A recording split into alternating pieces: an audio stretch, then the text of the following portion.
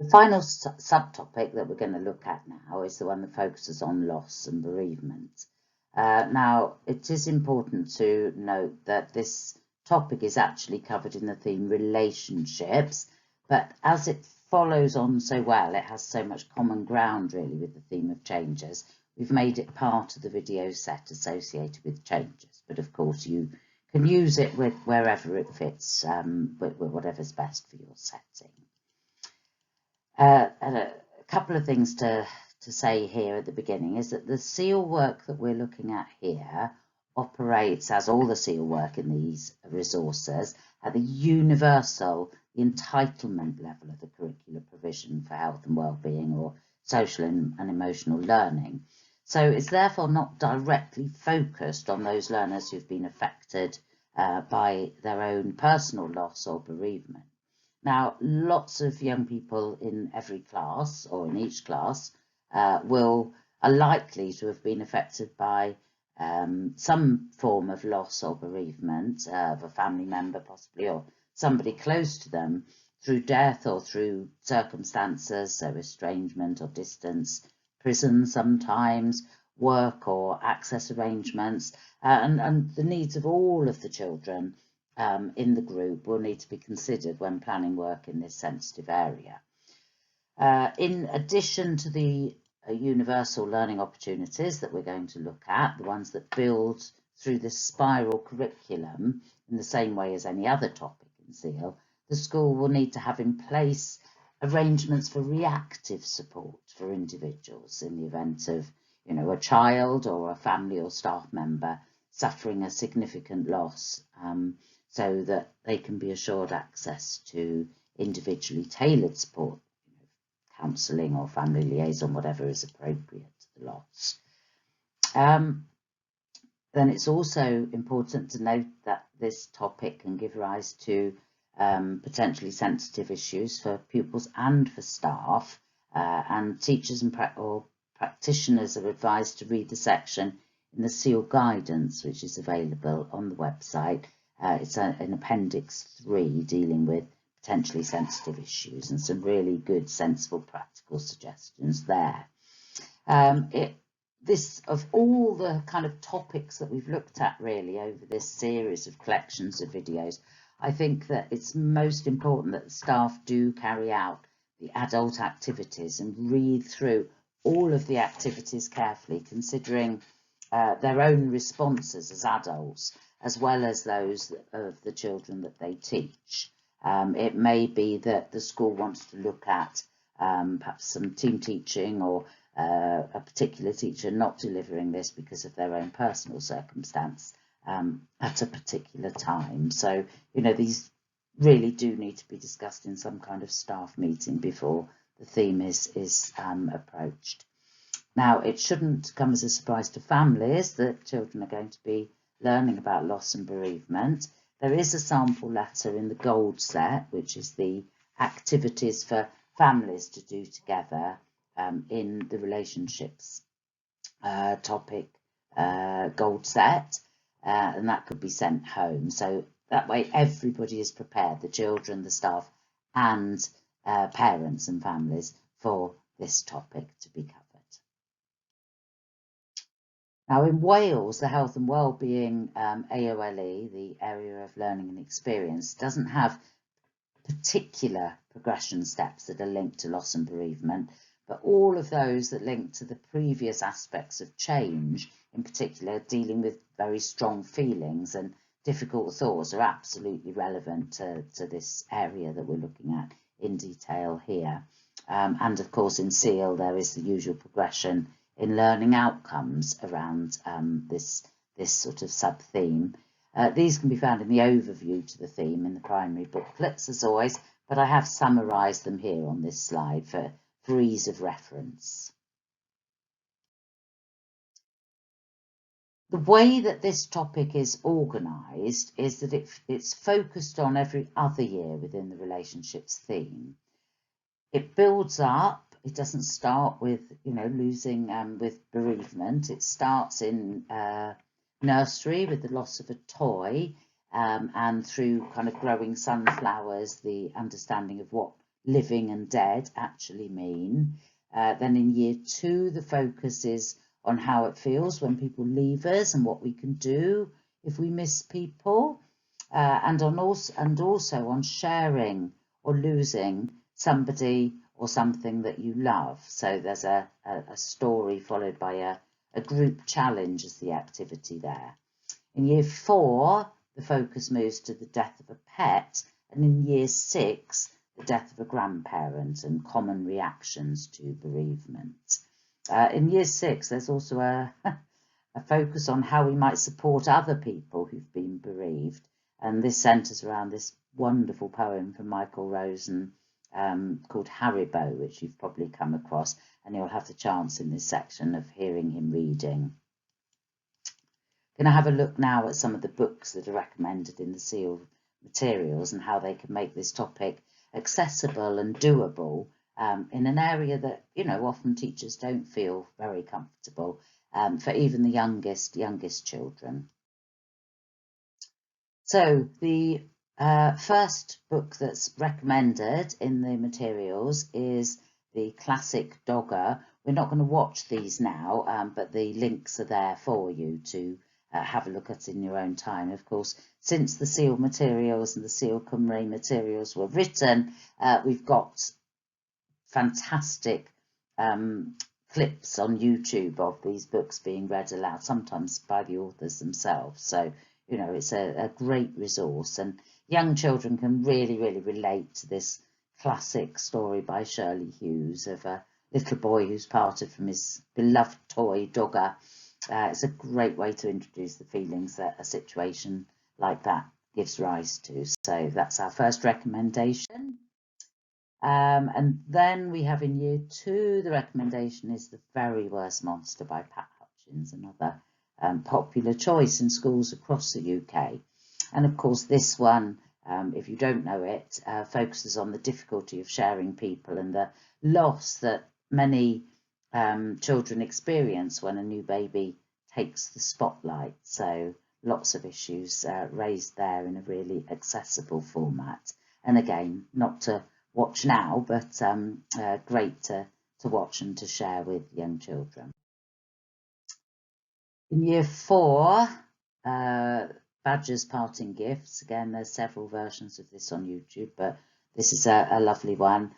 This one tackles death directly, in this case the death of Badger, and how his friends, the animals, help each other to feel better about his parting. It's a strangely uplifting story, loads of ideas for development in the materials themselves on this, and really moving, but kind of down to earth at the same time. So another, I think, really good recommendation. Now, in year 6, it's recommended in the SEAL materials that you watch Grandpa, Raymond Briggs's 1989 classic DVD. I don't know how easy it is to get hold of now, but I certainly was able to find part 2 and 3 available on YouTube, and it's worth getting the whole DVD if you can. But if you can get even just the links that I've put in for parts 2 and 3, really worth watching. But do watch it yourselves before sharing it with the children, and get a big box of tissues ready, I'd say. There have been lots of books and films that have dealt with the death of a grandparent, but not many that are kind of as moving as this one, I don't think. When you watch it yourself, well, for me at least, it's a really great example of the difference for us practitioners between knowing something and actually feeling it. So some really key, good questions there that follow those final scenes in the book or the DVD. You know, what do you think has happened to Grandpa? How do you think the characters might feel when Grandpa dies? How do you think they'll cope with the way they feel? Do you think they'll always feel like this? And do you think they'll ever forget Grandpa? And I think really those questions absolutely sum up what we're trying to help children to address in these materials on loss and bereavement. So in Year 6, a model of grief is shared with the children, and it includes a range of feelings that we're likely to go through that are listed here on the slide. These are often presented as stages of grief, but it's made clear in the SEAL materials that everybody experiences loss and grief differently, and there are no fixed stages and no set order that people feel things in, or no kind of particular length of time that each kind of set of feelings needs to last. I think the important points that I would pull out from this is that all feelings are normal reactions to loss, including rage and anger at the person who's died, and we're likely to kind of move backwards and forwards between them over time, with our resilience kind of building up little by little, and sometimes taking one step forward and 2 steps backwards. One of the activities that children are invited to engage with is to look at what these children are saying in each case, and to kind of try and work out what are the feelings that are underpinning what they're saying, what each character is saying, to underline that learning about, you know, what the different feelings that are involved at different times of grieving and bereavement. So it's quite a nice activity to do with them. And again, this is proactive work. It's about, you know, learning about grief, not necessarily dealing with it on a personal level. You could share this image. This is hasn't quite come out on the slide here, but the roadmap you expected might be this kind of, you know, this smooth line between denial and anger, depression, bargaining, acceptance, which are often seen as these stages of grief, and the road that you actually get. So the reality being much more like the picture, the knotty picture on the right. And the important message, I think, here is to give that over time, while grief doesn't go away, it does become possible to enjoy other things in life again. So both of the arrows show a kind of upward direction overall. Oh, this is one that I think is really worth watching and having a think about these questions after you've watched the Michael Rosen actually reciting this poem in his own inimitable fashion. It's a great way to help children to discuss how it feels when someone else has experienced a loss, you know, being unsure what to do or what to say, and to generate some ideas, perhaps after watching this with a group of children or a class, on how we might help people. So if you're able to have a listen to this and then look at the kind of questions that it's suggested that you use to focus children's thinking after listening to the poem.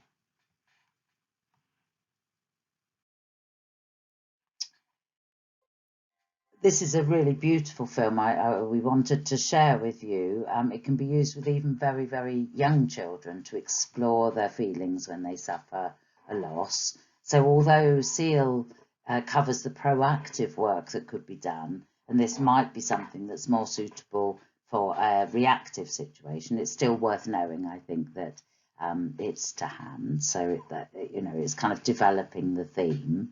And it's, you know, it's a really lovely little animation, The Small Creature, an animated story to help bereaved children. And that was produced by the British Heart Foundation. This is a similarly useful resource. I just wanted to put something in here for older students, so that you've got something to hand to share with older students who have been bereaved, or possibly, you know, have a look at it at some point and see whether you think it might be worth, you know, sharing as a group as part of that kind of proactive building up of resources and skills for young people. Again, these are just some additional books that we have been recommended on the site, or have been recommended in the materials or by teachers. They're for different ages. The particular favourite of mine is this, The Heart and the Bottle, And it's a beautiful metaphor, really, that can be used with all ages, I think, you know, key stage 1, 2 and 3, because they can interpret it in their own way. And there's a lovely animation of that, or rendition of that, with the link that's on that slide, but some others as well that are suitable for other ages. So have a look at those too when you have time. And for older learners, you might explore, as part of, you know, this kind of reflection process or a review of the theme, a quote such as this. This is one, though, that I really think is sums things up and is very moving. You might ask, you know, young people, what do they think it means, and, you know, how it kind of encapsulates grief for them. So grief, I've learned, is really just love. It's all the love you want to give but cannot. All that unspent love gathers up in the corners of your eyes, the lump in your throat, and in the hollow part of your chest. Grief is just love with no place to go. Beautiful for reflection, I think. So at this stage, you might like to pause the presentation and consider undertaking the tasks suggested on the slide, whether you're working individually or within a group. Have a think about the activities there, and just take that moment to, you know, make sure that we are working as adults through some of these issues at the heart level as well as at the head level.